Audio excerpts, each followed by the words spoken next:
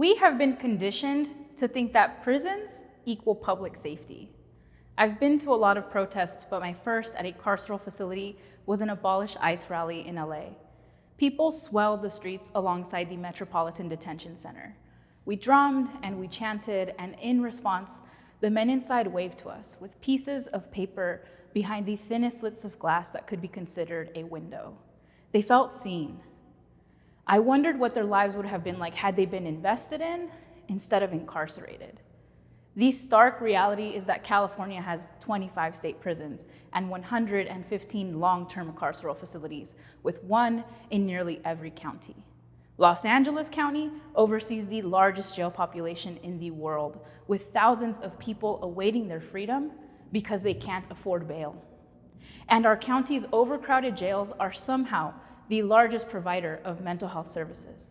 But people can't get well in cells. And as Angela Davis taught us, prisons don't disappear problems, they disappear people.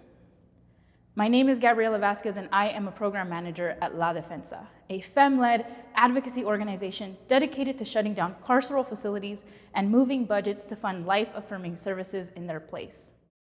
In 2019, LA County leadership was ready to build 2 new jails with a starting cost of $3.5 billion. Abolitionist organizers fought this expansion and moved the county to support services rather than cages. We then pushed the county to adopt a care first, jails last model and created 114 recommendations for alternatives to incarceration. But the difficult work of actually implementing remains. So where do we begin, right? Well, we must start by empowering young people and directly impacted community members to reclaim space in their neighborhoods and become the architects of a future that includes them. Instead of prisons and jails, imagine youth centers that are open 24/7, where young people can go for support, green spaces, mental health services, and whatever else they might need. Imagine what LA will look like when we really invest in care. We've already begun reimagining with community leaders in Long Beach, a city that has stark resource disparities from zip code to zip code. Our goal is to create a cohort of system-impacted individuals who will be the experts deciding what actually gets built in their neighborhoods. And this is where you come in.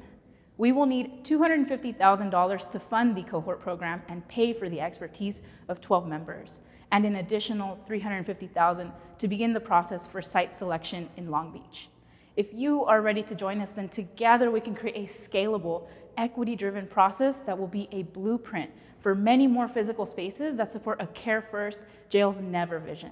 Thank you, and we look forward to reimagining and liberating our neighborhoods alongside you.